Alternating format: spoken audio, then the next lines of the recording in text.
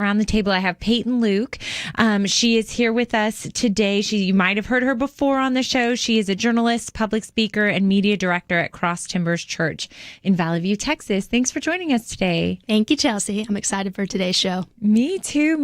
And we also have new to the show today is Rachel Bovard. She is the senior director of policy for the Conservative Partnership Institute, and she has quite the bio. All of their bios are on our website if you want to go to pointofview.net and read up about our panel today. But she has over a decade of experience fighting for conservative policies in Washington and has served in both the House and Senate in various capacities. Definitely no stranger to the conservative movement, but welcome to the show, Rachel. Thanks for having me. Excited to be here. Absolutely. Well, we, as I mentioned, have a packed show today. We are going to be talking a little bit about a big showdown going down in Texas between Democrats and Republicans. What's new? But it's a little bit exciting. I've never really seen it before in the history of Texas politics, so we're going to touch on that briefly. We'll also be talking about HHS advancing a bill without the Hyde Amendment for the first time in 40 years. Another historic moment there that is definitely one worthy of discussing on our show today. You may have been hearing about a Cuban protests that have been uprising. It's a lot going on down there in the streets. And then, of course, there's no shortage of media coverage or the Biden administration's way of discussing it. So we're going to talk a little bit about fact and fiction when we break down the Cuban protests. And then a little later in the show, Eric Erickson's blog had, I thought, a very poignant piece on really where we are. He called it the twilight of ideas, but this dichotomy that is continuing to grow between the liberalism and conservatism and those two movements and how we as Christians fit into that. And I've personally been wrestling with that a ton. I know so many of us have, especially over the last year of contentious politics where everything just seems really heightened. And so how do we think about that? How do we unpack that as Christians?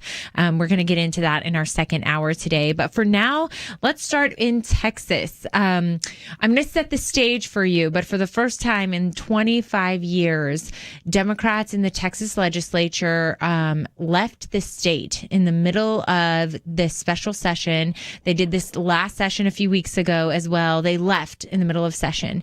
And the reason they did that is to do what we call breaking quorum, which means the legislature is essentially held hostage and unable to vote or move forward on any of the bills they're working on because there's not enough legislators on the floor to vote on them. So it's a procedural rule. It's really a nuclear option, which is why it hasn't been done in decades. And so the first time they did this a few weeks ago was really shocking to a lot of Texans. They walked out so that they did not have to vote on it is a lot of voter reforms that are going through in the state of Texas.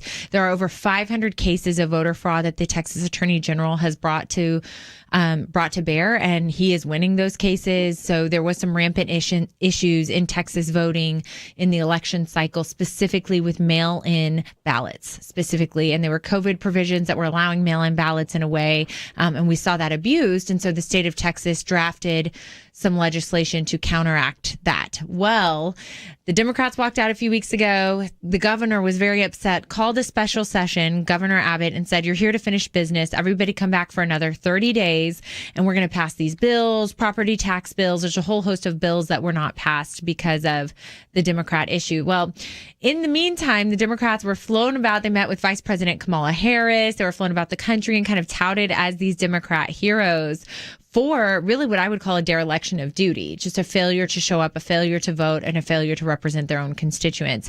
They were given unveiled that red carpet treatment by the left for their actions, kind of heralded about as heroes. And so now they're encouraged. They boarded a plane this week, a private jet, pictures of lots of alcohol involved, and flew to D.C. Well, that nuclear option allows the governor and the speaker to engage another option, which is when they get back to arrest them, and then they physically can lock them in the chambers and force them to do their duty. It's a lot. I know I'm unpacking a lot. That's the history and where we are. But it's certainly something we've never seen before in Texas. So I'm going to start with you, Rachel, on the line. Is this something in your vast experience with politics you've seen? It seems like a lot of politicking, to be quite honest, but I'd love to get your take based on your experience. Yeah, politics is nothing if not a lot of theater. And I think that's kind of exactly what we're seeing here. But it is interesting because the denial of a quorum, which is the number of members, as you pointed out, that's required to be on a chamber floor to actually conduct business, this is has a long-standing role in parliamentary history. Various parties have used it. You might remember in Wisconsin a couple of years ago when then Governor Scott Walker was trying to pass a union-busting bill. You saw legislators flee the state then as well. Infamously, in 1988 here in the Capitol, Republicans denied Senate Democrats a quorum during a filibuster, and the Senate Majority Leader at the time, Robert C. Byrd, compelled the presence of absent senators, which allowed the sergeant-at-arms to go arrest the offending members. And at one point, Senator Bob Packwood was carried feet first into the Senate chamber because you cannot shirk your duty, as you pointed out. That is a matter of law. If you are elected, you have to show up and vote. That is the one thing you're actually required to do. So arresting them is well within the rights, and I expect will happen. Yes, I love your history lesson there. Those are things I did not know. And it's very telling because, as you mentioned, both sides use the tools available to them to advance their political and partisan efforts, right? And so it is a parliamentary rule to have quorum. It's also allowable for the sergeant at arms, as Governor Abbott on Fox News said openly yesterday, to issue the sergeant of arms to arrest them and then lock the chamber so that they're required to do their duty.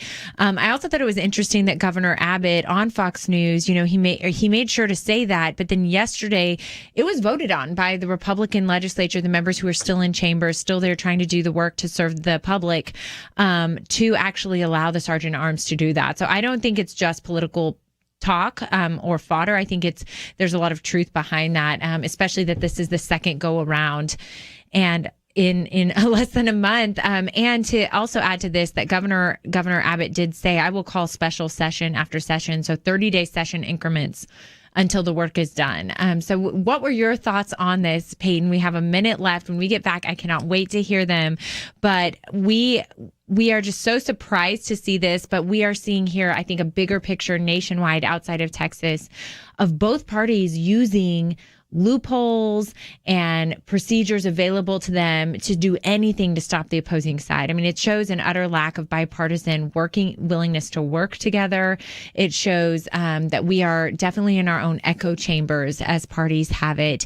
And I would view this as a little bit of a lack of rule of law. I mean, we hear a lot at the national level about packing the courts and everybody really trying to find ways to push their side forward, even outside the bounds of what's allowable. And so when we get back, we're going to hear more from Peyton on her views on this, and continue to talk about Governor Abbott and Texas.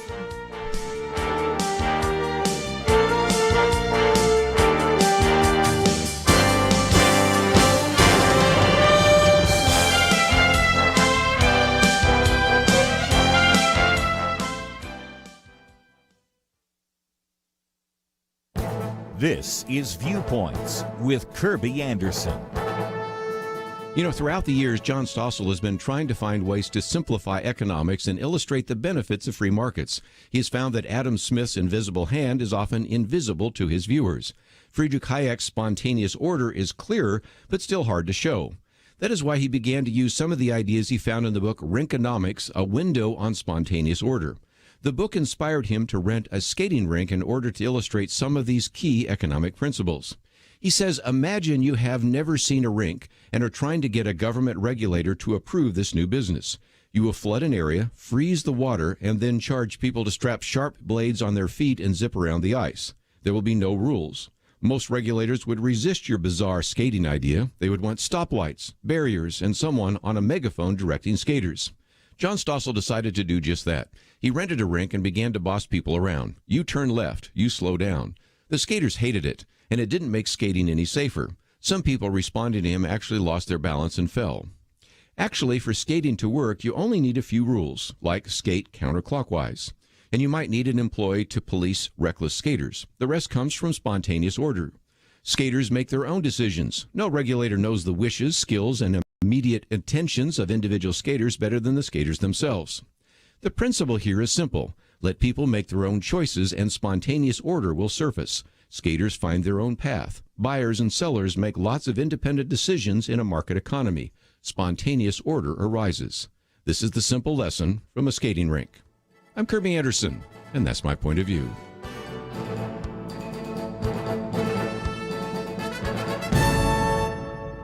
For more information about issues covered on Viewpoints, visit pointofview.net. Pointofview.net.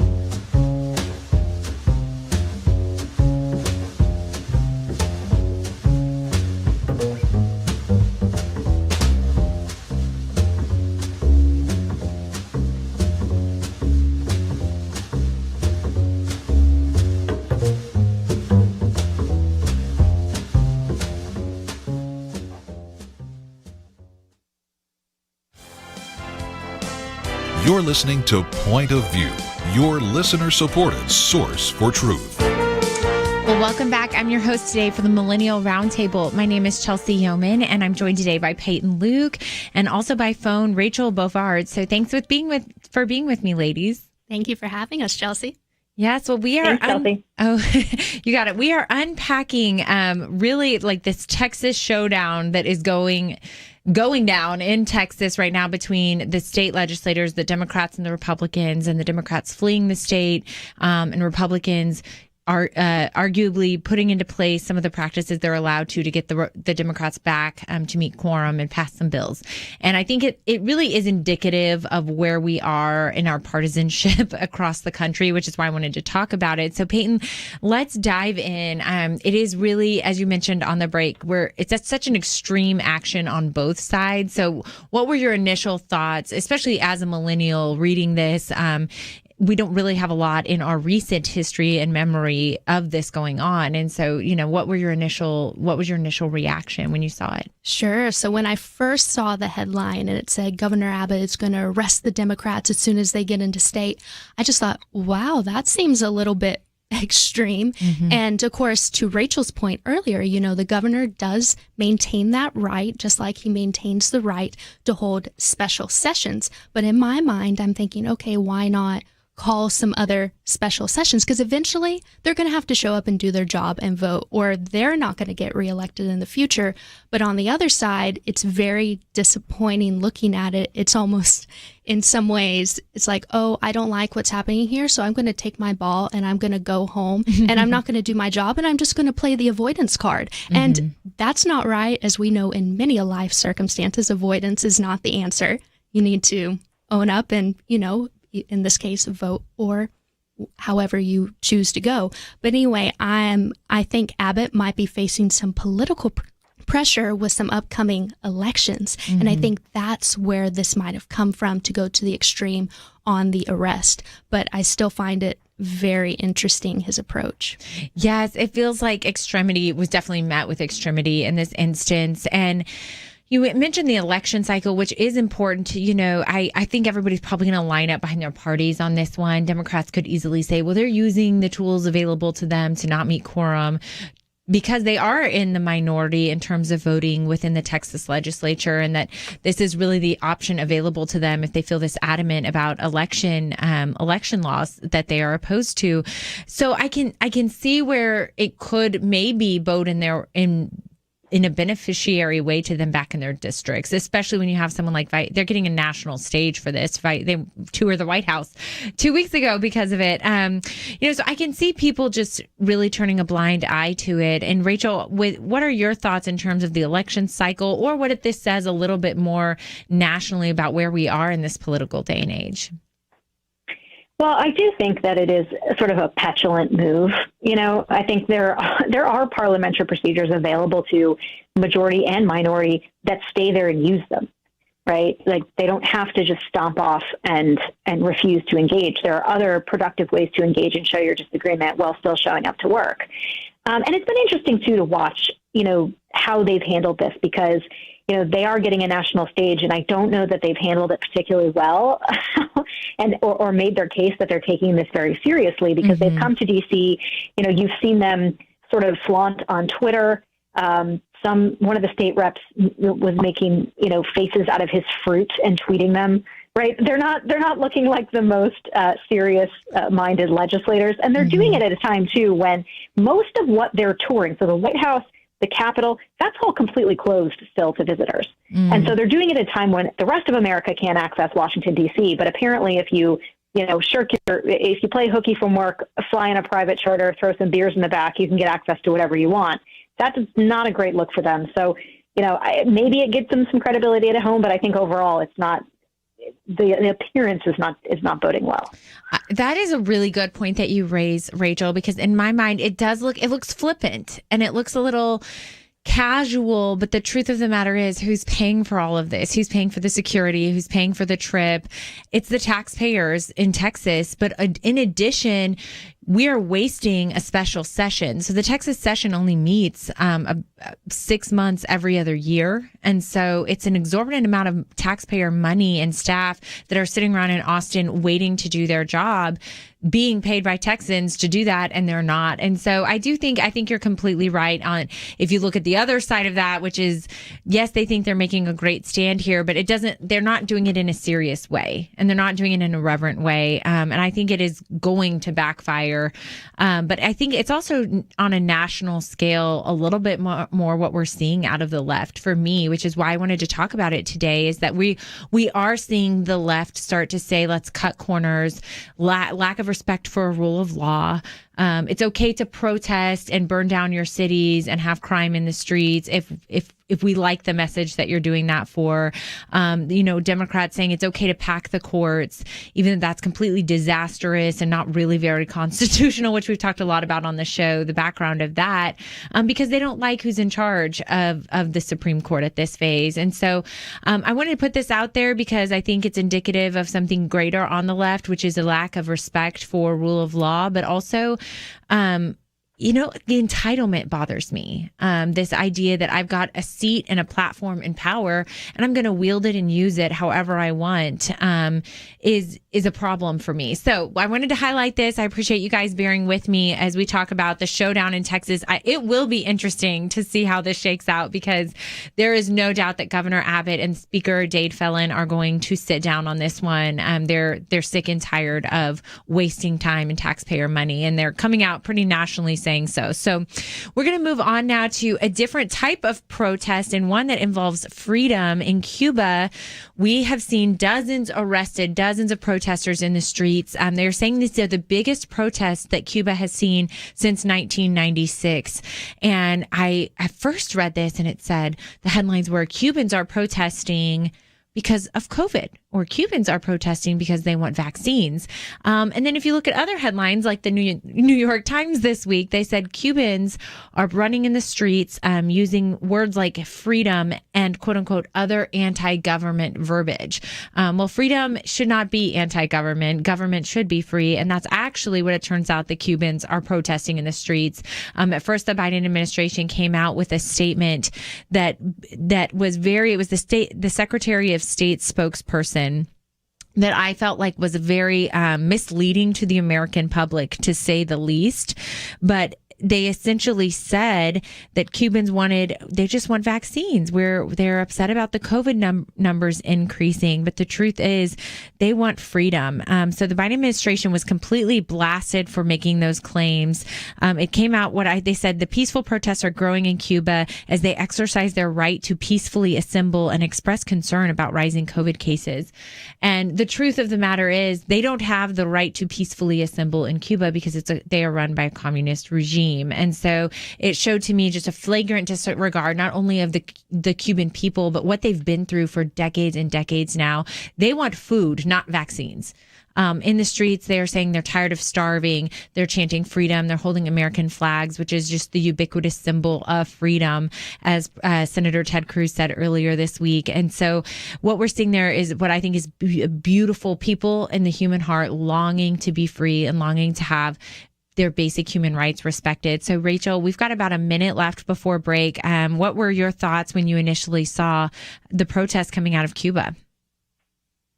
Well, I think what they're doing is tremendous. I mean, these are the Cuban people really fighting for what I think it means to be, free and exercise their human flourishing. On the other hand, when I saw the Biden administration and the left was saying they're protesting over COVID tests, do they think we're stupid? Do they think we actually believe that? No, this is, decades of oppression that the Cuban people have faced, and they're finally standing up. They're getting sick of it, and they're doing something about it, and that should be applauded. Yes, it should be applauded. It's something that everyone, you would think it should be easy to get behind, supporting Cubans who want freedom. And we're talking about people, the oppression is deep. I mean, this isn't just people who don't like their voting rights. They don't have voting rights. They're said they're chanting their children are starving. It's very, very serious and grave what's going on the ground in Cuba, and my hearts go out to the people there. But also, I'm so encouraged by their courage and the bravery it takes to stand up, knowing dozens have been arrested in the streets, and no doubt that's going to continue. And the dictator there actually blamed the United States for it, not because of our freedom, but saying, "Well, you guys cut off our trade," after Obama had previously opened it up, and said we would have a flourishing economy if it wasn't for the lack of trade. And of course, none of that is true. And so in a show where we want to encourage seeking truth and understanding truth, I wanted to start by saying what this is and is not. And when we get back from the break, we're going to continue to talk about just the things going on in Cuba, the marching in the streets, and hear from Peyton as well. So stay tuned. Don't go anywhere. You can also read about these topics or more on the website pointofview.net and Point of View Radio on Facebook.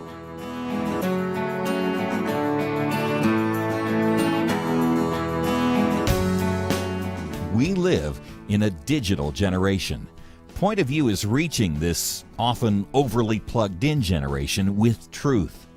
You can keep up with us 24 hours a day using your phone, your tablet, your laptop, or your desktop. Search for the Point of View Radio Talk Show on Facebook, where you can keep up with today's issues, learn about current and upcoming guests by liking us on Facebook. Also, follow us on Twitter. Our handle is @Point of View RTS. That stands for Point of View Radio Talk Show. Learn, interact, make a difference with Point of View using new media. And here's one way you can make a big difference. Help us increase our reach by spreading the word among your friends. Share a Facebook post. Tag us in a tweet. With enough joining us to plant seeds, we'll see a tremendous harvest. Come on, it only takes a minute. Search for Point of View Radio Talk Show on Facebook, @Point of View RTS on Twitter, and subscribe to the Point of View Radio Talk Show channel on YouTube. Learn, interact, share. The Point of View Radio Talk Show. Point of View will continue after this.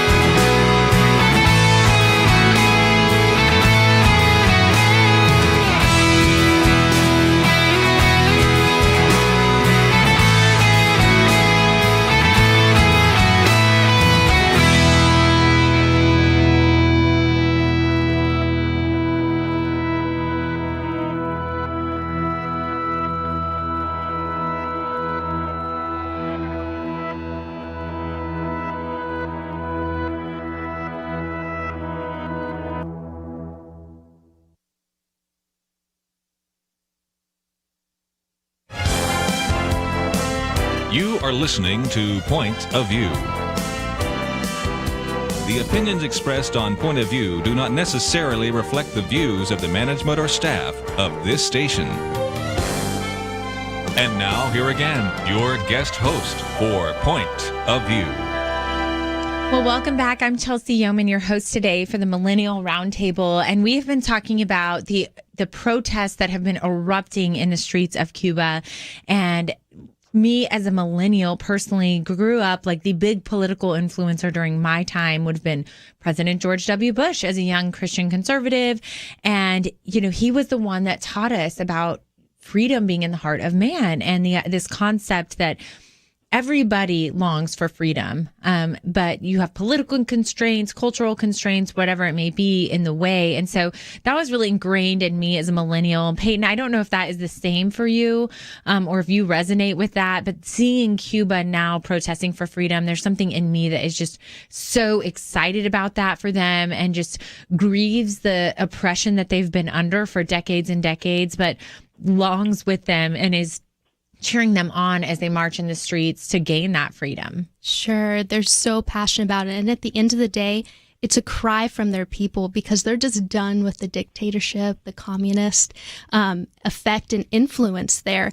And to your and Rachel's point earlier, this isn't just about the pandemic or about vaccines. This is about they didn't have enough food. They didn't have enough medicine. And their economy is struggling because after the pandemic, a lot of their economy was based on tourism. And so what happened with the pandemic when all that was shut down, the tourism went away and it affected the people. But more importantly, I think this topic is so important for millennials and Gen Zers. And I think it's important that we look at it from the at-home human interest approach because it has a lot of social implications, considering a lot of politicians nowadays are saying we need more progressive policies. And some of these policies, when you really look at them, start to lead more socialism, start to lead more communist. But we don't realize that. And I think it's important to look at and remember because our generation doesn't remember it the same way that the boomers and the greatest generation do. They saw North Vietnam. They saw the Soviet Union. They saw Cuba in the past. And we need to remember what happened in the 50s to help Cuba get to where it is today. So I think it's so easy for millennials, because I even saw a poll from 2019 that 7 out of 10 millennials are more likely to lean more towards socialism policies or even toward politicians that say Bernie Sanders, and they're rooting and cheering him on. But it's like, guys, take a moment, step back, look at what is happening in Cuba. Because if you support these other politicians or these other policies, this could eventually lead us here. Is this the future or the outcome that you want? And I know it is a multifaceted issue, but still it's important to look at and examine, consider. I love that you're bringing that to bear here on the show because, you know, what we've seen is the Biden administration kind of gloss over, do what they do, euphemisms. They call it something else when it's A, but it's not B. And I think millennials, it's our job, but really everybody listening, everyone's job to understand what's going on in Cuba and not just think that socialism is some cute, warm, fuzzy idea. It's not. And, you know, millennials are guilty of being the ones to say, well, it's not your average communism. This is like Nordic socialism. It's cool communism where we have free education, no student loans, and free health care. That's romanticizing the notion. Yes, and to understand it's not limited there, and that there has never, ever been an unfortunate political or social experiment of socialism that has worked. It has always been a colossal failure, and it's not just a failure, it's painful. I mean, there are human lives, millions and millions and millions of Chinese died year after year of starvation under communist rule. And so that's not isolated to China. I mean, communism results in death. It results in poverty. It results in starvation.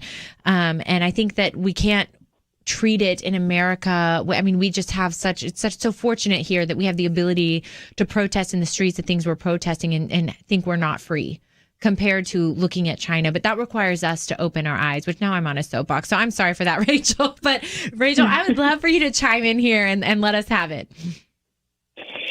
You know, I agree with all of the framing because what's been fascinating to me is that, you know, you have mainstream media and a Democratic Party that for the last 4 years has been quick to say, oh, authoritarianism, fascism has arrived in America, and put all these like really hyperbolic terms in play. But when you have what's going on in Cuba, to the points that have been made, is the natural outgrowth, the natural conclusion of a lot of these left-leaning policies, right? It is actual socialism, what we're seeing there. And we're seeing the death and the starvation and the just trampling of human flourishing that exists, that comes at the expense of these policies. And no one can call it out on the left. They have to blame America. They have to say it's our fault that it's happening, instead of saying, yeah, actually, you import too much of the socialism. This is what you're going to get.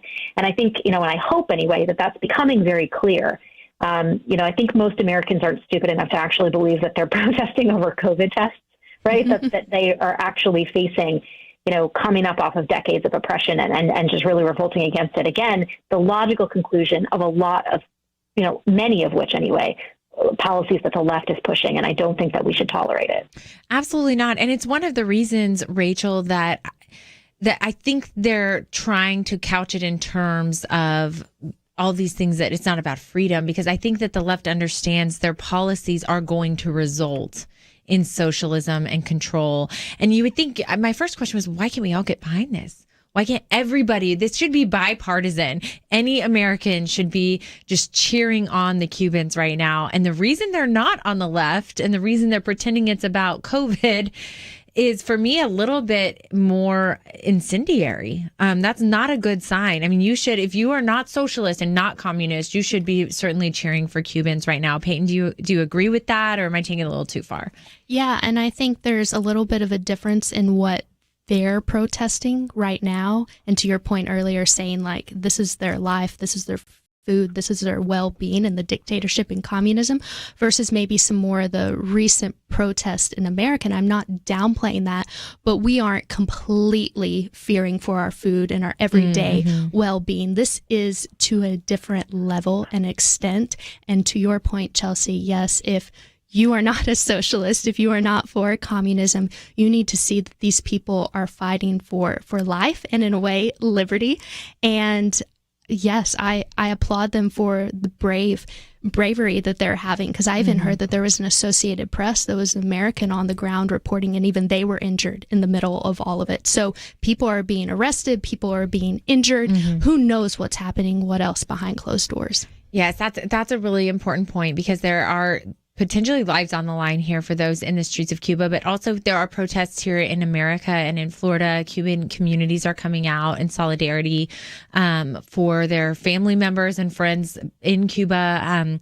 So it's exciting. It's exciting to see, though. It's exciting to see that people still desire freedom. I hope it's certainly a cautionary tale that we look at our neighboring country, see what's happened from the policies implemented, and we, especially as millennials, we open our eyes to this, because I think you were absolutely right, Peyton, when you spoke earlier about it just not being intuitive to our generation how dangerous those policies are.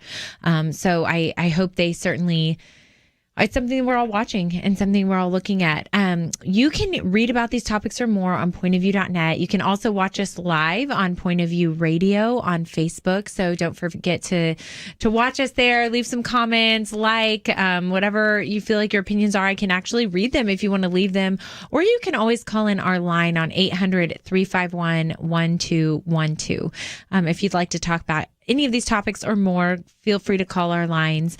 Now that we are moving on from Cuba, though, I am going to talk about something that is bipartisan that's happening that I got very excited about. I have a religious liberty background as a litigator. I litigated with First Liberty Institute for 5 years. And so I'm always perusing the news for religious liberty news.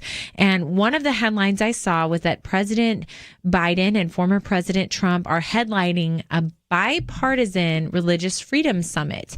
And I got very excited when I saw that, and I thought, why is it bipartisan? Because, here in America, sometimes that's not quite as bipartisan of an issue, but it's actually an international conference. It's the first annual international conference where they are going to be discussing international religious freedom issues that go far beyond shutting down churches or firing people for their religious beliefs, which is what we typically see here on the American side of that, unconstitutional action by a government official, but they're getting involved in some of these international, the real persecution of not just Christians, but any religion minorities abroad. And so there's a ton of headliners for this event.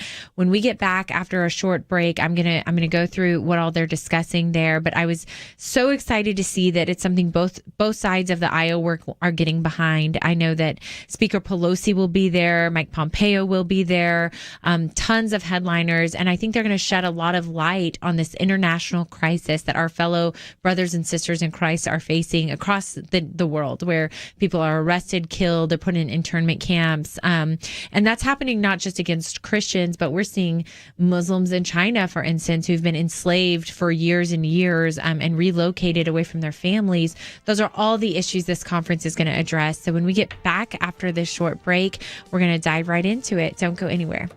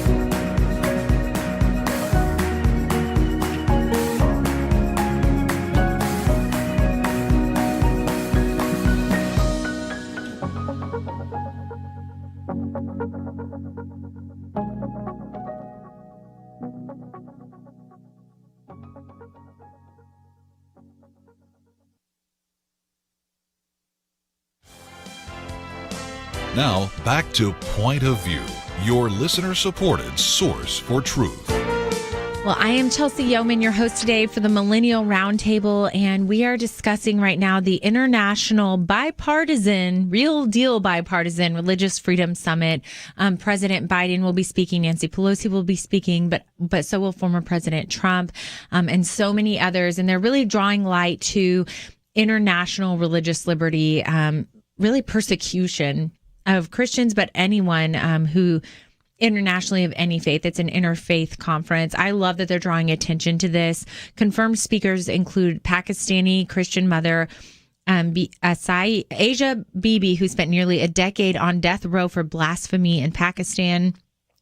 Miriam Ibrahim, a Sudanese Christian sentenced to death for apostasy in Sudan, and many more civil rights activists and survivors. I think it's so important to just shed light on this issue, and it's one that impacts our brothers and sisters in Christ abroad and at home. So go ahead. I'd love to hear from you, Rachel.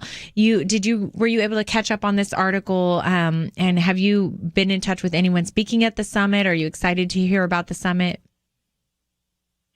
Yeah, I am encouraged. I think it's been, a lot of people have been concerned about, the state of religious liberty internationally, but also here at home. I think, given some recent Supreme Court decisions last summer, the Bostock decision in particular, I think people were concerned that, the freedom of conscience and religious freedom more broadly, could be under threat. So I'm encouraged to see this as a bipartisan briefing. I know Governor Brownback, who did a tremendous work in this field under President Trump, is excited to attend. And it is something I think that has to be brought to bear, right? This is something we need to pay attention to. And I think as Christians, we often forget, we get embroiled, at least I do, in our domestic politics, and we forget the struggles of the church at large and around the world. And so I think this is a timely reminder, and one I think that can bring us to our knees in prayer for a lot of people around the world. That's so important. And it's hard because I think as Christians, we want to say, well, our challenges here at home, they're nothing compared to internment camps in other places. Or, in Iraq, I ran into the president of a nonprofit at a conference recently, and she's helping Iraqi Christians relocate to their homes with their children after they were pushed out by ISIS. And, it's easy to say, oh, we don't have anything like that here, so we don't need to be as worried about religious liberty at home. But I think you raise an interesting point. We do need to understand that any hostility towards a religious group or people ultimately can result in those types of egregious violations, and that religious liberty, it's a fundamental human right, the right to just think and believe in your own mind and heart what you want, but also to speak from those beliefs, live out those beliefs, act from those beliefs. That's all enshrined in our First Amendment under freedom of religion. It's not just the freedom to think it and be quiet in your pews in church and at home. It's something that should be in the public sphere everywhere.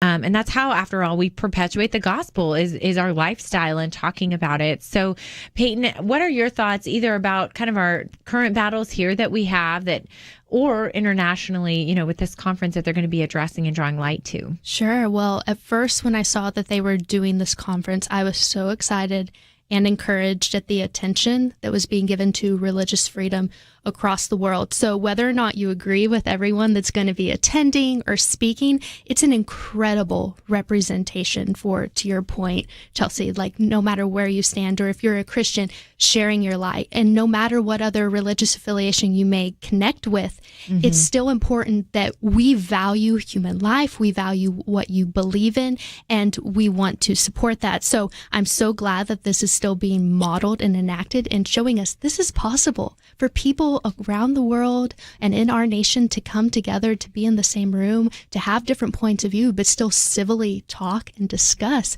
I think that is absolutely beautiful. So what's really interesting, former Ambassador at Large for International Religious Freedom and former Kansas Governor Sam Brownback, he did make a very interesting comment about this specific event. He says, this freedom is a fundamental universal human right that is essential to personal and societal flourishing. We're amazed and humbled by the incredible commitment of people from all over the world who would join us, many of whom are risking their lives by doing so, to advocate for religious freedom for everyone, everywhere, all the time. And I'm just going to leave it at that because I think he said it very well. He did say it very well. That's a very powerful quote. And I think this is one where I think no matter what your race, religion, creed, political affiliation, you name, whatever we're identifying as now, Sure. The category, I would hope it's something we can all get behind. And it's something for me that was really important.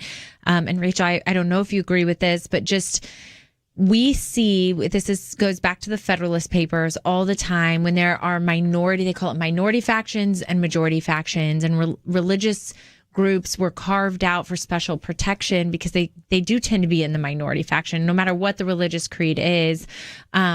and I see that a lot now and in our society, especially in America, where Christians aren't necessarily what everywhere all the time as much. It's not like the number one religion being perpetuated. I think a lot of humanists and atheism and other religions are on the rise, but when religious groups are in the minority, there is greater opportunity for them to be ostracized and kind of picked on a little bit. So Rachel, do you agree with that? Do you think it's important? Because I don't think our generation views it as pivotal, religious liberty as pivotal, as maybe other generations. Yeah, I think that's probably right, because I don't think we've seen it necessarily under threat. You know, it kind of goes back to this idea of socialism, right? We think socialism is cute and cuddly because we haven't seen it, you know, and how evil it can actually be in application. And, you know, I think your point about, you know, minority groups, particularly minority religious groups being protected, often, you know, this happens or they need greater protection or people to speak for them when social trends sort of move against them. And I think we're seeing this a lot now with the social justice movements and, you know, all of this sort of in vogue way of thinking about the world really flies in the face of religious practice and religious people and conscience protections. When we have this sort of rampant individuality, whether it's, you know, the abortion movement, you know, or all these different things, people still have to be able to practice their religious beliefs and speak freely in the way that they believe and in the way that they were taught. That is a foundational principle of this country, and it has been, to your point, since our founding. And so I think the work that First Liberty does, Beckett Fund, you know, all these groups that stand up in court for religious voices, they are really standing for what makes America free, because we are only as powerful as our weakest voice. And if that voice has a voice in the public square, then we're doing it right. But the minute that becomes under threat, our society starts to change and move away from its moorings. And that's why I think religious liberty as a concept is so vital to the American identity and needs to be protected.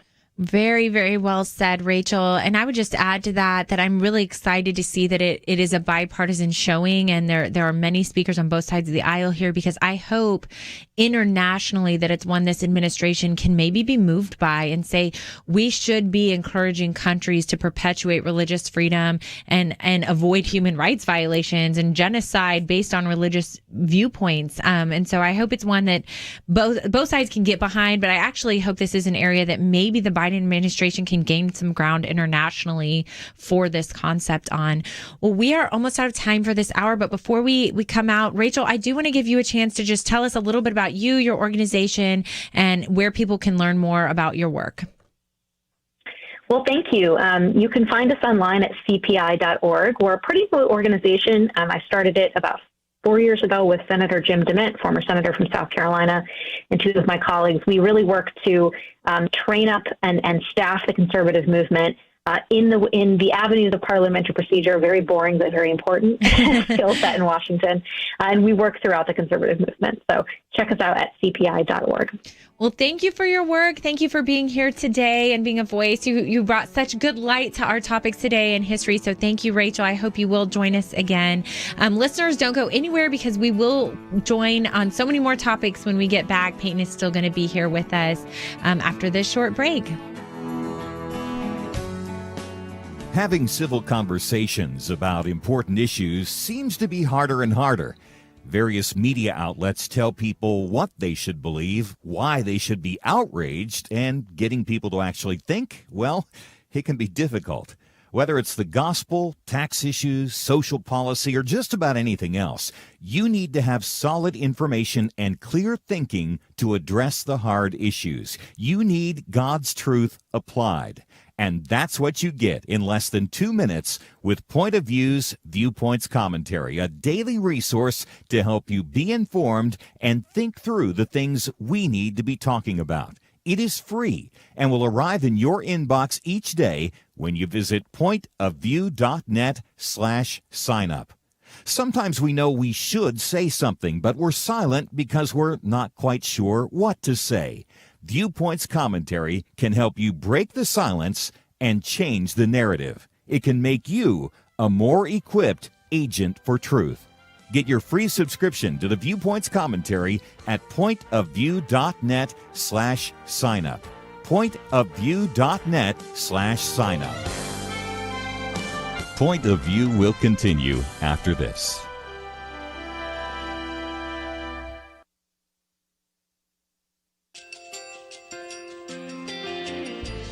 I just want to thank you so much for all the wonderful programming you have. You're just absolutely fantastic. I recently started listening to Point of View, and I really found it interesting because of the different subjects you cover. Thank you for that. I really appreciate everything that you do in keeping us informed. Thank you, Kirby, for everything that you have been doing. I appreciate all the work that you're doing, advocating for the Word of God. Thank you so much. Point of view, I think, is absolutely necessary because it's a Christian perspective, a biblical worldview perspective, and receive very current, up-to-date information about what is really going on, week to week in our culture, which is changing so rapidly, and yet it's morally sliding backwards. Yeah, I'm just, first of all, I thank you guys. Y'all's program is wonderful, and enjoy it every day. I learn so much every time I listen to it. Point of View Radio Talk Show.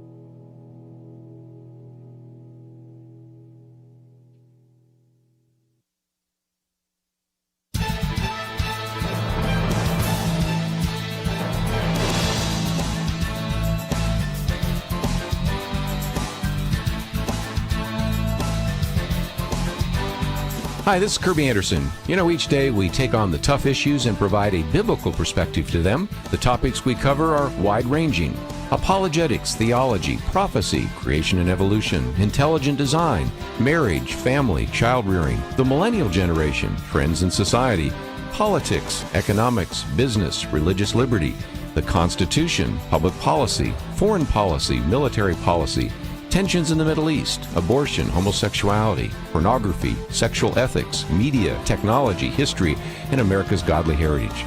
We talk about anything that affects your faith, your family, or your freedom. So don't go anywhere, because Point of View continues right now.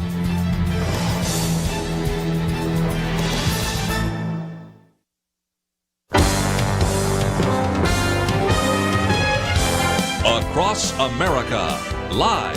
This is Point of View.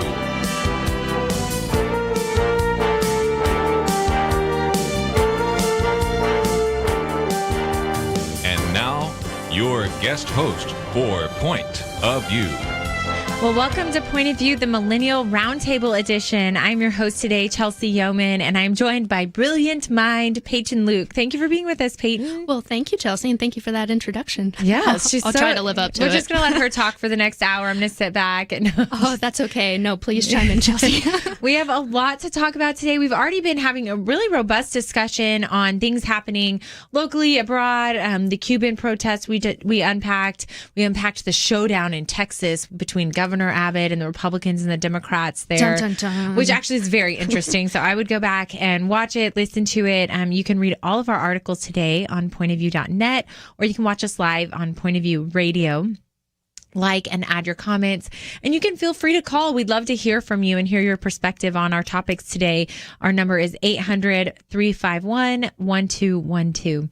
Well, we are going to start the hour by really, I don't know what the word I'm going to call it is. I don't know if I'm having not a political identity crisis, but just if you are like me, I have started to just feel so discouraged by where we are at as a nation politically. And how do we think about this? How do we unpack it? I'm a Christian first and foremost, but I do deeply care about politics, and I don't feel like Christians should abdicate their role in society from that arena, but leaning in is so important, because if we leave a vacuum of Christian values out of politics, politics becomes hedonistic and horrible. And so how do we as Christians engage? I don't know if you are like me where you wrestle with those questions, but really my thought process and my crisis started last week. Well, it started like a year ago when we saw the crazy general election.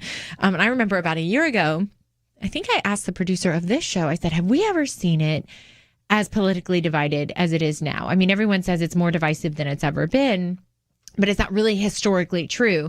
And everybody I've posed that question to has said resoundingly, yes, it's more political and partisan than it's ever been. Well, now we fast forward another year, and I was just trying to look up some information about a topic I was researching online. And every time I searched for this topic, a warning came up. You are looking at potentially extremist activity or potentially violent extremist. And I was looking up ideas, like what are the ideas behind this movement that I was researching? And I couldn't even find truth and facts and ideas. What I found were really, really politically charged news pieces. And I couldn't get just unbiased information. So that's where this first topic is going to start. It's just, how do we as a society and as Christians grapple with where we are and where we've been? And then this Eric Erickson blog, The Twilight of Ideas, this article came out, and it was really, really helpful and really encouraging for me. So we're going to talk about this on the show. Again, you can go to pointofview.net to read up on it. But Eric Erickson starts it as I did, my segment here, that I'm a Christian before all things. And as a Christian, I know we're all sinners. But he's also very, very he's a political wonk. He cares about politics like we all do, is engaged in it. And how do we reconcile all of this? And so he went through a little bit of the history, which I'll start with now. And he said, for a long time, the conservative movement embraced the idea that government should get out of the way. Free marketplace of ideas, something all conservatives espouse to, limited government, and embrace what we call negative liberties, or liberties are things that we can do as free people and free humans, that our default is a place of freedom. We can act and believe and choose to go about our days and live our lives with the assumption that freedom is the basis for all of that. And that government's role is really to provide some parameters and some guardrails for the ones who get a little crazy.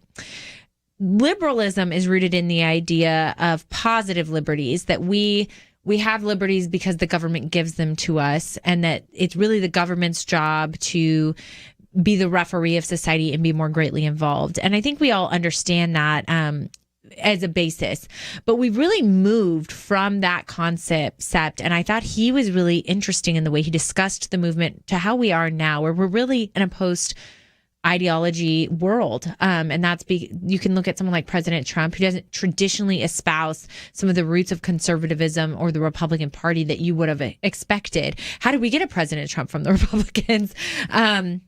Or you can look at the other side and say, more socialist than ever. Like, how are we as extreme and bipartisan as we've ever been? So he went through and basically said that we are in a place in society where we don't necessarily want greater freedoms or are arguing anymore about the things we used to agree on. We all agree we're free, but how do we get there? He said now we're really in a place where we don't have shared moral underpinnings. They've gone away. We don't have shared religion, shared morality, a shared understanding of our civil responsibilities and duties. And that because of that, there's no real political realignment to be had. And he discusses in this that instead of progressives looking to be more progressive and liberal and conservatives looking to be more conservative, conservatives now feel like progressives have taken such a power grab that conservatives' only answer is more power. And that is a little bit of an unhealthy concept. And I don't know, Peyton, I'm going to stop here and let you kind of start projecting on what I've said, because I know this is a big intro, but I really think that this is something so many of my friends, family, and I know our listeners are grappling with. So go ahead and just interject on where we've started. Sure. Well, first I'm going to approach a Christian stance according to just government and politics in general, because we as Christians, we are called to be involved. Structure and government is good because otherwise humanity still exists.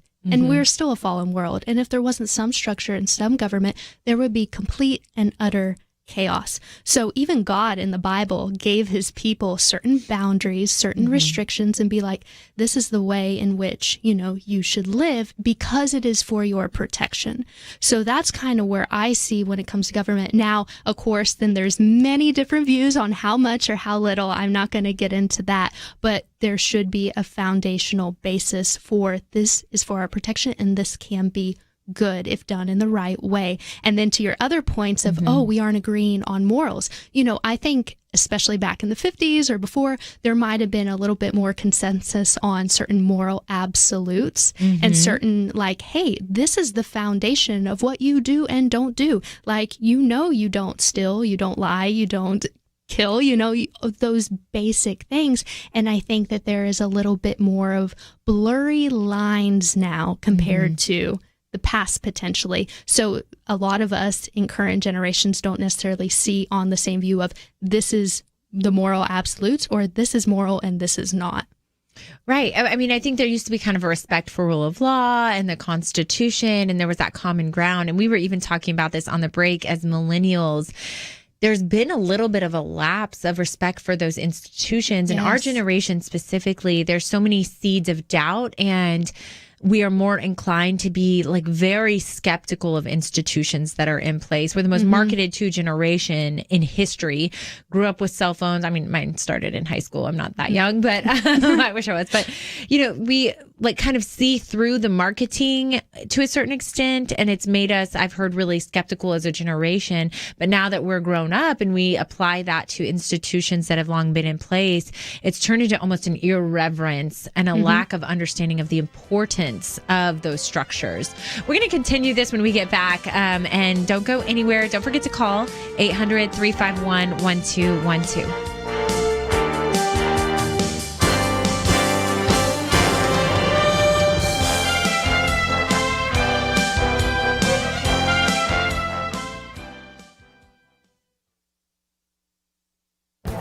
This is Viewpoints with Kirby Anderson. Throughout the years, John Stossel has been trying to find ways to simplify economics and illustrate the benefits of free markets. He has found that Adam Smith's invisible hand is often invisible to his viewers. Friedrich Hayek's spontaneous order is clearer, but still hard to show. That is why he began to use some of the ideas he found in the book Rinkonomics, A Window on Spontaneous Order. The book inspired him to rent a skating rink in order to illustrate some of these key economic principles. He says, imagine you have never seen a rink and are trying to get a government regulator to approve this new business. You will flood an area, freeze the water, and then charge people to strap sharp blades on their feet and zip around the ice. There will be no rules. Most regulators would resist your bizarre skating idea. They would want stoplights, barriers, and someone on a megaphone directing skaters. John Stossel decided to do just that. He rented a rink and began to boss people around. You turn left, you slow down. The skaters hated it, and it didn't make skating any safer. Some people responding to him actually lost their balance and fell. Actually, for skating to work, you only need a few rules, like skate counterclockwise. And you might need an employee to police reckless skaters. The rest comes from spontaneous order. Skaters make their own decisions. No regulator knows the wishes, skills, and immediate intentions of individual skaters better than the skaters themselves. The principle here is simple. Let people make their own choices and spontaneous order will surface. Skaters find their own path. Buyers and sellers make lots of independent decisions in a market economy. Spontaneous order arises. This is the simple lesson from a skating rink. I'm Kirby Anderson, and that's my point of view.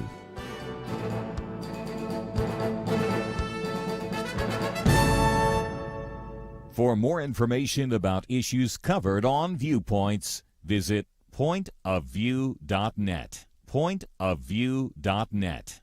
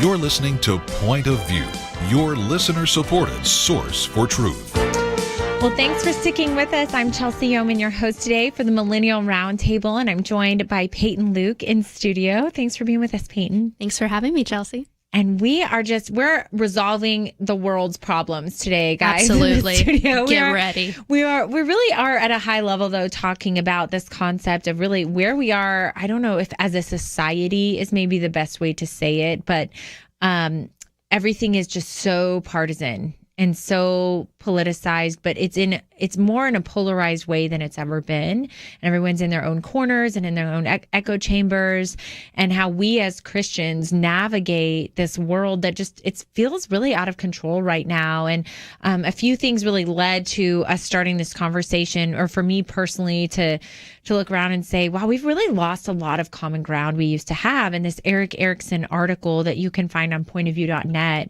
I thought did just a very poignant job unpacking where politics used to be aligned and how it's so disaligned now, and that he really blames it on a lack of moral absolutes and moral common ground. You know, we used to be, as a society, a little bit, we agreed on these central tenets, as Peyton was saying in our last segment, that right is right. There's an absolute truth. There's right and wrong, truth and untruth, and we just disagree. Where we diverge on the partisan side is on how to go about best what I would call stewarding our freedoms and stewarding our civil duties in nation. But we're in this place where I'm looking around and there's a lot of there's unlawful activity occurring, right? So for instance, these protests that erupt where, and I don't care what the protest is for, but we're burning down our own cities. I've seen footage of people, very disturbing footage of people being pulled from vehicles and killed in the streets, and beat up in the streets because people are protesting. And then I'll turn on the media, and the media is defensive of this violent activity. And I'm sitting here saying that's a crime. This is criminal activity. And we used to, as a society, say that violence wasn't the answer, but we can't agree on that anymore. There's no common truth. There's no common limits. There's not really, we were even talking earlier on the show, a respect for rule of law or institutions. You have members of the left saying, let's bend every rule we can, even if it is unconstitutional, and pack the courts so we win. And the response on the right, and Eric Erickson points to this in the article, is that we're tired of losing, so let's elect officials who are also willing to bend and break some rules to ensure that we have the power and authority to protect what is important to us, and our freedoms and freedom of religion and things. So I think that that's led to just so much tension. There's so much out there. And I really appreciated his article because he said, how do I, as a Christian who cares deeply about too much, probably, grapple with what's going on in the world around us? And one of the things he said accounts for this, which I'll move on after this, is in post-modernity. He called this a post-modernity era. What does that mean? Where he says, doubts outweigh truth. There's no objective truth. Reality is shaped by words and devotion to a belief which necessitates performance. So postmodernity is arguably incompatible with an American experiment that holds to self-evident objective truth. So our foundation of American society was that there are truths, they are self-evident. I always say truth rises to the surface. I think we as humans are drawn to it. It's why the gospel always spreads no matter what, because it is true. And people recognize it. But we're in a world where biology isn't even true anymore. I mean, there's no common truth. And so this has led to what we are seeing in the public sphere. And Peyton, I'd love to kick it over to you now. Do you agree with him on where we are and his assessment of how we got here? I think this is all so interesting, but to not go the complete Christianese route, but I think I would be remiss if I didn't say it. But I think so much of this, of us not agreeing on moral absolutes, is bleeding over from so many people leaving the church, not getting in the Word of God, because that's where a lot of people found their commonality back in the day, because people were in church on Sunday mornings. They knew the Bible, they knew God's Word, and so there was that foundation no matter which political party that they were in. So I think that's where you're starting to see a little bit more of the separation and not agreeing on truth, because you even dive into the Bible and it's like, okay, not everything is just hardcore truth. I've heard a beautiful sermon before. I'm trying to remember the name of the pastor. I think it might have been Robert Madu, but he was just so incredible talking about with truth, there's also grace, and with grace, there is truth, and you can't have one without the other. So when you present truth, there is also the grace that comes with it, but within the grace, you can't just be hardcore truth of like, this is the way it is, and like, all you people are messed up if you don't agree with it. There's that grace. And I think we've separated from having that approach of having that softer conversation of like, look, I might not agree with you on everything, but this is the truth and this is where I stand. So let's have a mature conversation about it. But at the end of the day, you need to hold to the truth and the foundation. So, and that's another thing he gets to later on in the article that I thought was so interesting, that so many relationships nowadays are based on common politics and policies and perspectives. And I think some of the most beautiful relationships in life, you might not agree with everything the other person says, but you still love them even without agreeing on every perspective, because iron sharpens iron and you're able to have those conversations versus today's generation that is looking at every moment. How are you going to offend me? Where can I be upset with you? Oh my goodness, you just pressed that button and I'm going to lash out at you. And let me sit behind my little computer and type it all out on Facebook for the world to know and see how angry and offended I am at you. this is just very different from how we used to approach things in the past. It is. I mean, you said so many good things, Peyton. I love your perspective on this. So I'll start with your last comment, which is something that I really picked up on.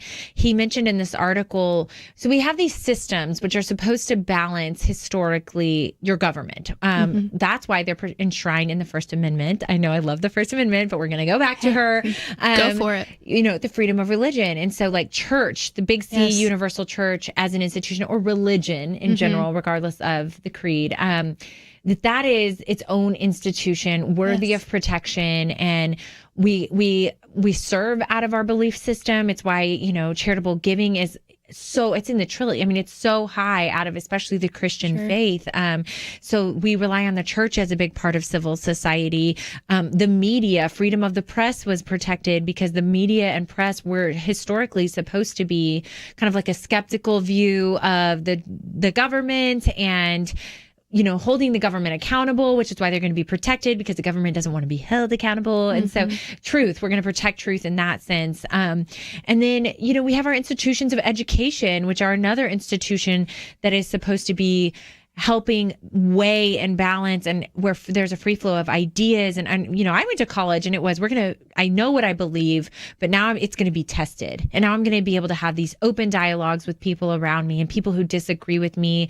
And we're going to have these robust conversations that are going to result in not just solidifying views, but growing in my views, right? And so I'm looking at all these institutions. This is why I'm so stressed out every day raising my 3 boys in a world where none of these institutions feel like they're functioning right, or they feel I feel like, and he mentioned this in the article, so the media is taken over by the left. It's taken over by very partisan people. It's well funded and organized by the left. Our public education systems, you have very liberal school boards passing education where your child's sexual education curriculum could be written by Planned Parenthood. It is in California. And the nurses in your child's school often are Planned Parenthood nurses. And that's something that should bother all of us. And so we're looking at these institutions that feel like they've been increased in partisanship, and as he views it as conservatives, not as Christians, but as political conservatives, it's stressful. And you can't get your voice, which leads to what you were mentioning, Peyton, which is this cancel culture idea where there's such a power vacuum for conservatives who don't have the same media outlets, don't have the same platforms. Corporate America has gone by the wayside and is more well-funded by liberals. I mean, they're so scared of the liberals, they all get a new logo in June. We all know what that logo is, right? And it's shoved down everyone else's throat. And so it just, as you're looking at this, I'm going to come to some resolutions and solutions for you guys, because, and it's not just me, it's Eric Erickson. So if you don't like them, call 800-513-1212. But we are going to get through, how do we, as Christians, but B, as civil servants with a duty in our society, grapple as conservatives with these things we're seeing in these institutions that sometimes feel so far gone and so far by the wayside. And I promise there's hope in all of this, because our hope is not in any of these things. We know where our hope is. Amen. But I think it's worth discussing. And I think it's worth just going there and acknowledging where we are, instead of being an easy millennial where we go along to get along and we're scared of getting canceled. Don't have your heads in the clouds, guys. Get involved. Yes. So bear with us. We're going to get there. But you can read this article. It's a great article, or our topics today on pointofview.net. You can also watch on Facebook, Facebook Live. Go to Point of View Radio on Facebook is what it is. Point of View Radio on Facebook. And leave a comment, dislike. We're open for your perspective. And stay tuned. We live in a digital generation. Point of View is reaching this often overly plugged in generation with truth. You can keep up with us 24 hours a day using your phone, your tablet, your laptop, or your desktop. Search for the Point of View Radio Talk Show on Facebook, where you can keep up with today's issues, learn about current and upcoming guests by liking us on Facebook. Also, follow us on Twitter. Our handle is @PointOfViewRTS. That stands for Point of View Radio Talk Show. Learn, interact, make a difference with Point of View using new media. And here's one way you can make a big difference. Help us increase our reach by spreading the word among your friends. Share a Facebook post. Tag us in a tweet. With enough joining us to plant seeds, we'll see a tremendous harvest. Come on, it only takes a minute.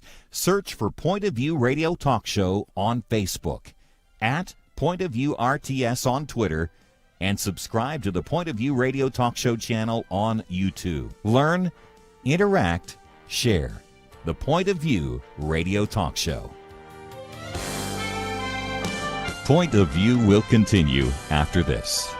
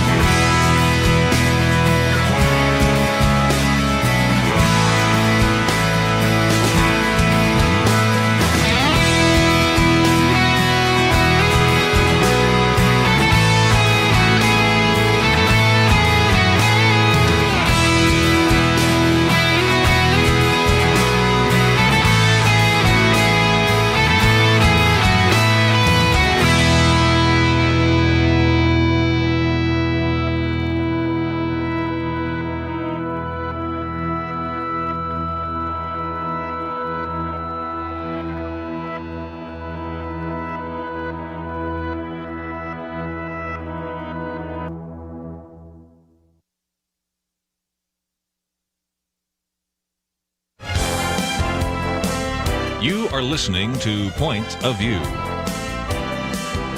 The opinions expressed on Point of View do not necessarily reflect the views of the management or staff of this station. And now, here again, your guest host for Point of View. Well, welcome back, and thank you for listening to the Millennial Roundtable today. I am your host, Chelsey Youman, and I'm joined by Peyton Luke, the Peyton Luke. Thanks for being in studio with us. You make it sound so official. Thanks for having me, Chelsey. Well, you were saying on the break a little bit about the media component. We've been talking about just a lot of the major institutions in society that we have.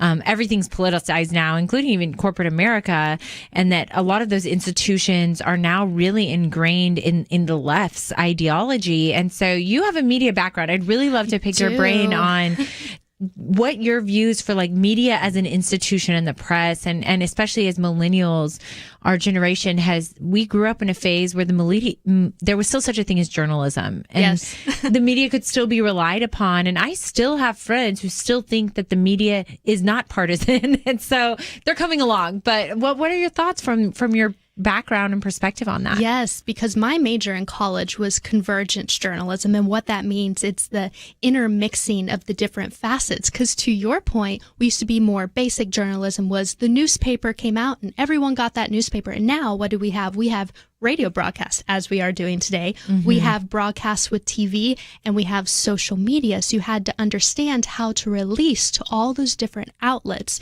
But what's interesting about it, when we were talking about history and in a lot of my classes with journalism, journalists used to be known as the gatekeepers of knowledge. And I don't think nowadays many people would agree with that. But in the past, that's what they were, because that's how people received their news. Mm-hmm. And the journalists truly would go do research. They would go to the scholarly sources. They would go and do the interviews with the people that truly knew what they were talking about, versus today's day and age where everyone's on their phone and everyone feels like they're a journalist and their opinions out there. Hence where then our people, they don't believe the media nowadays, because they're like, well, it's oversaturated and you can't get the right information anymore. So it's just kind of sad, because yes, even the real journalists, you have your opinionated talk shows and there's a time and place for that, but you also have the basic news where you're just supposed to present the basic foundational facts, and the people should know they can go there and get the truth. And then if you want to have differing opinions,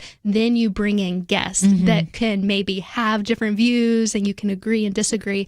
But it's just sad because it feels like opinions are bleeding into every single show you listen to or every news article, and you are like, where is the truth? Right. Where is the truth? There's two things you said there I want to really touch on. The first being, even in my role in my job, and forever, I've always had a large portion of my job dedicated to being in the media, so doing media interviews. And so just from my personal experience, even when we were covering like in-depth legal court cases that I was working on, and I had a quote unquote journalist contacting me to do like in-depth stories, their questions are always one-sided. They always already have their narrative, and I can tell by the questions they're asking me where they're going with it. It's called leading questions. They're leading questions, and they're never in the weeds. So they're never questions that are like really trying to understand the facts of the case or what my client's perspectives really were. They're just really surface level, not a lot of in-depth journalism, very surface level. And then beyond that, there's always an angle. And I have to be like very highly trained in how not to give them that narrative. So it's very stressful, but we get it done. But that's just a glimpse of at a national scale where we are in journalism. But beyond that, it leaves the real question, which is, where can we get real information from as a society? And that's why I started having this crisis last week, because I was looking for myself. I wanted to read. There's a movement out there that I wanted to understand better. I'd heard a lot about it, wanted more details on it, and I couldn't find information anywhere that wasn't New York Times, like journalistic efforts or one-sided. And I kept getting all these warnings from I went to Instagram. Finally, I was like, I'll find them on Instagram and find them for myself. And Instagram wouldn't show me the profile. Instead, I got a notification that said, you are looking up potentially extremist information. And I just thought, let me see it. You're so extreme, Chelsey. Which is, the whole other side of this is going to be the tech issue component, that it's like everything that controls our information flow. There was a case that was filed a few weeks ago, and we did talk about it on the Millennial Roundtable a few weeks ago, where an individual is suing Twitter because his tweets were taken down, and he got emails that Democrats in office, so government officials, emailed Twitter and with his tweets and asked them to be removed. So now what we have is our tech platforms. Everybody needs their device. We all need our cell phone. We all need our cell phones for emails, to call people, to text. And then we use it for other fun things sometimes too, like Instagram, but social media. But Google was a part of this too. Now you have Democrats reaching out to those tech platforms to censor private citizens. So that's obviously a massive First Amendment violation. But it's troublesome because where do we get the information and how do we find it and know it's true? Which is why I'm grateful for shows like Point of View, where we can listen to other sides and other opinions on this. But I really liked this Eric Erickson article that is posted to pointofview.net, because he did have some solutions outlined, both politically, but also from a Christian perspective, which is always our goal on the show, is to do both. So first we'll go with political. He said, continue to be against a large federal government. And really the answer is going to be diffusing that power back at the local level, back at the state, continuing, run for your local school board. If you're stressed out about public schools, which you should be, run for your local school board and be part of the person voting and helping with the curriculum and making sure that history is being taught. And so he talked about making sure your local involvement, your local elections, showing up, voting, and all of that. I thought that was that's a really good conservative principle, is just to diffuse federalism.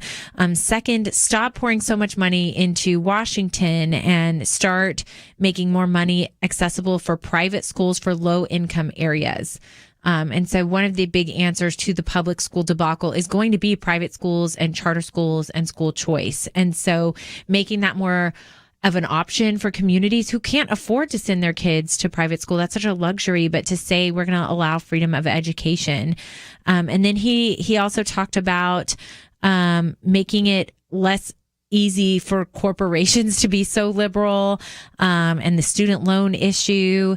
And then lastly, he said that making sure elite, wealthy, like trying to keep your communities open. And so we're not quite so siloed. So from the political angle, did any of those stand out to you, Peyton? Yes, I love the part about getting involved, because America at the end of the day is grounded and founded in the local government, and getting involved and running for local office. So instead of just us sitting back and complaining or typing on Facebook or Instagram how unhappy we are, it's one of those things of, okay, how can I channel my passion in the right direction? As we know, millennials and Gen Zers are super passionate. Like, they're going to be out there protesting, or they're going to be out there on social media. So it's like, okay, if you have the knowledge and you have this passion, let's channel it. Let's help more people. Let's get your voice out there, because America's system is set up to where you can get involved, and then you can climb that ladder, and then you can have your vote to represent the people.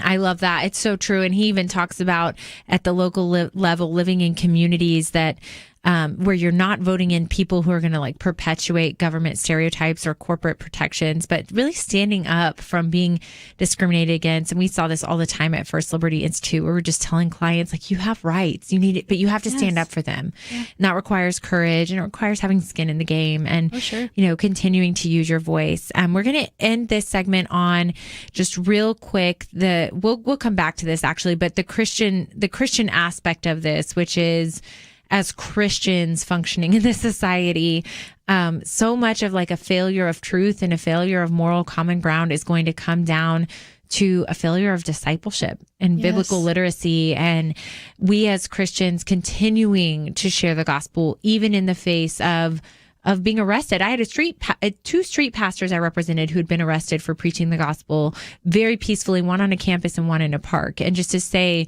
we're going to continue to show up to that park and continue to spread the gospel, because people are going to hear that truth, and it's going to resonate. The gospel is a loving message, and it's a good message, and it's one that's true. And so I always tell my sons, the Bible is true. And I think that resonates with people.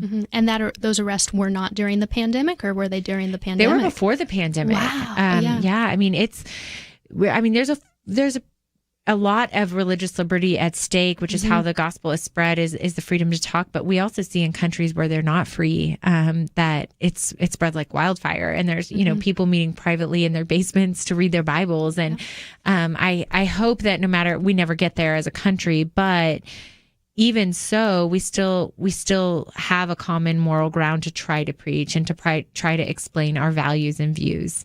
Yes. Even Absolutely. when they're unpopular. So we are going to go to one of those quick breaks. When we get back, we're going to end today talking about a really great court case that came out of Washington, D.C. A church is now allowed to operate post-COVID restrictions. So we're going to talk about that and finish this article on Christians, how we're navigating society as Christians and believers, and some great work there.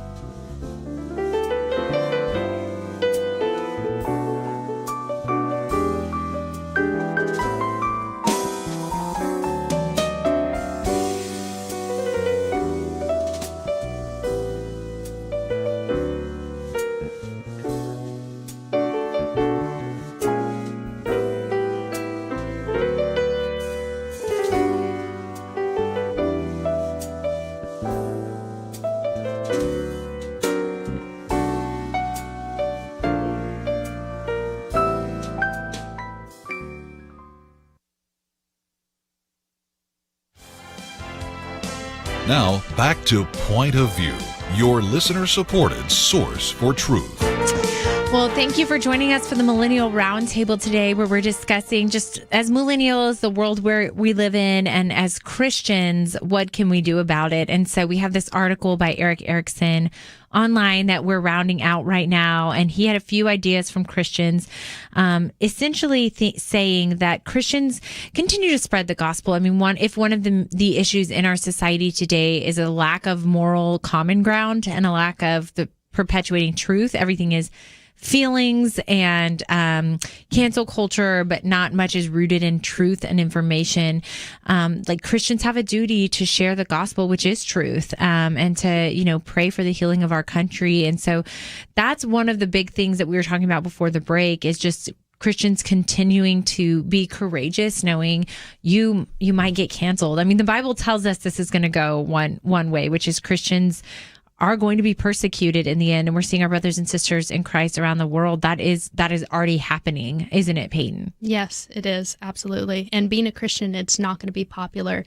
And I think we all know that. Right. It's not. And so continuing to disciple people around us, mentor, being biblically literate, knowing what the scripture has to say, all of those are things that we can do as Christians. And then he also ends the article by just, having courage, and that our hope is not in any of these things or the world, but our hope is in Christ. And he had so many verses at the end of this. I was like, this is a Bible study that I really enjoyed. Preach it, Eric. Don't grow weary of doing good, for in due season we will reap if we do not give up. The Lord being our strength and our stronghold and our deliverer.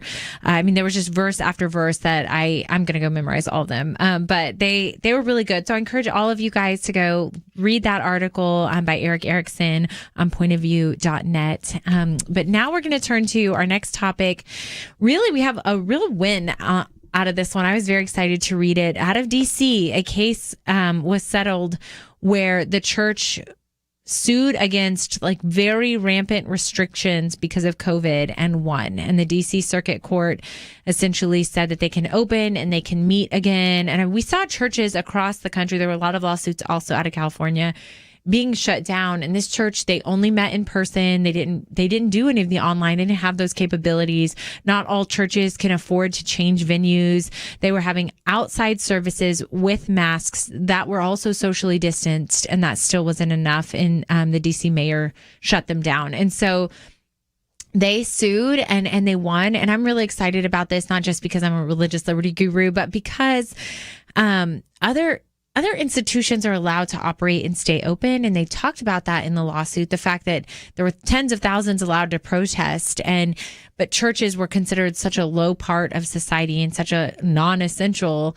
that they weren't allowed to operate. What were your thoughts on that, Peyton? Well, I think you just unpacked that so well. I thought it was really interesting because I was a media director during this time with everything that was happened last year. So we had to walk through, what are we going to do as the church is shut down? You can't meet with more than 10 people. Does that mean you're going to meet in home groups? Does that mean we're going to do pre-recorded services? Of course, with our approach, since we had media, and I had literally just taken the job 3 weeks before the pandemic hit, and it was such a God thing. But we got it up and running, and we ended up doing pre-recorded services. But my heart goes out to those churches that either didn't have that person in place or didn't have those capabilities or didn't even have the funding to get the equipment that was needed. So I am so happy for them that they ended up winning it, because it's not even just for them. It's kind of the moral of the situation. Yes. And the issue of other businesses were able to open, but then the state was trying to say they had to right to decide, one, you want to assemble with your congregation. No, that's not adequate. So we tell you what's adequate and not, or you're essential or not. What about people's emotional well-being? Especially nowadays, we talk so much about emotional and mental health. Well, the church is on the front rows of that.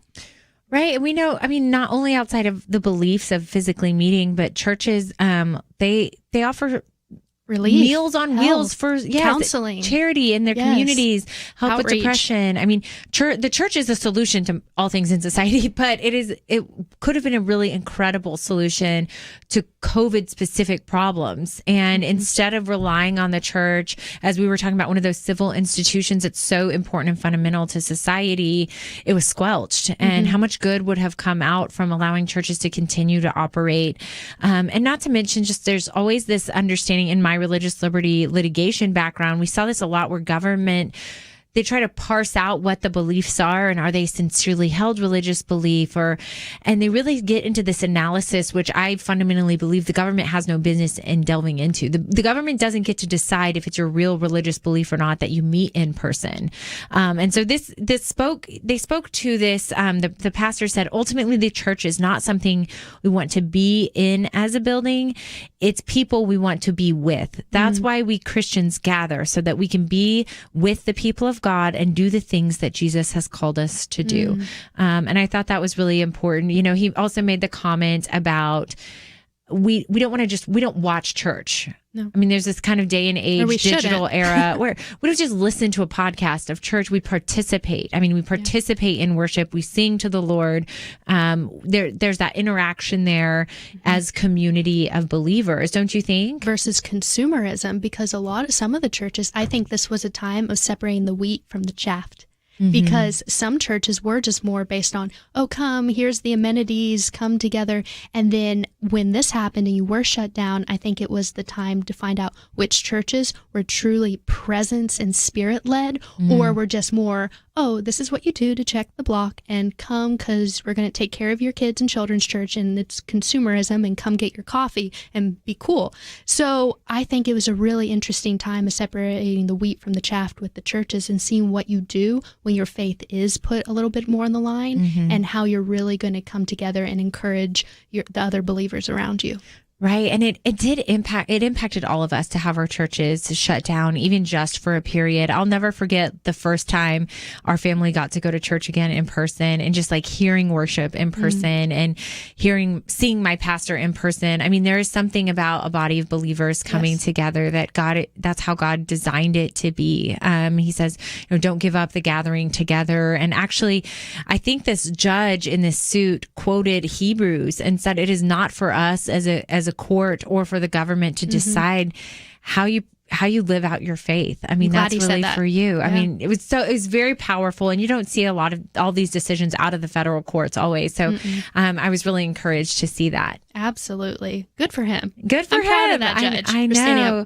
So that was a good win out of D.C. I mean, I think it'll continue to work its way up. Potentially there will be an appeal. I would love for D.C. to decide that parishioners can just worship as they choose, but we'll see if they continue to fight against them. But I'll let you guys know as there are updates in that. I was very encouraged to see that win and to see churches really are opening up nationwide and are getting to gather even in these more liberal areas where the restrictions lasted so much longer than in states like Texas where we are. They kind of opened up and we were able to meet again. So thank you for listening today. Thank you for your time today. We unpacked a ton of topics. Don't forget to go to pointofview.net where you can read these articles and even a couple more we didn't get to today.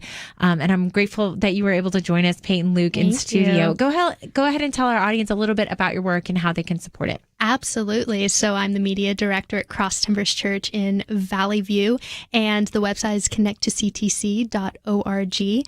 And I'm just all about representing the voice of those that feel that they aren't always heard, and also just proclaiming the name of Jesus. Well, you did both of those so well. You represented them today, and you did proclaim Jesus today. Thank you. Thank you for doing that. And then again, I'm Chelsey Youman, your host for the Millennial Roundtable. I'm the National Policy Director for Human Coalition, pro-life advocacy group that serves women with clinics nationwide. And then don't forget to go to Facebook, go to Point of View Radio on Facebook, like and follow us there. And until next time, we'll see you then. Having civil conversations about important issues seems to be harder and harder. Various media outlets tell people what they should believe, why they should be outraged, and getting people to actually think, well, it can be difficult. Whether it's the gospel, tax issues, social policy, or just about anything else, you need to have solid information and clear thinking to address the hard issues. You need God's truth applied.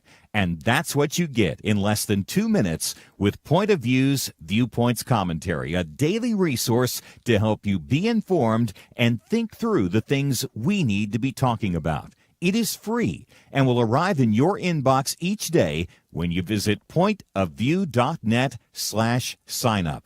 Sometimes we know we should say something, but we're silent because we're not quite sure what to say. Viewpoints Commentary can help you break the silence and change the narrative. It can make you a more equipped agent for truth. Get your free subscription to the Viewpoints Commentary at pointofview.net/signup.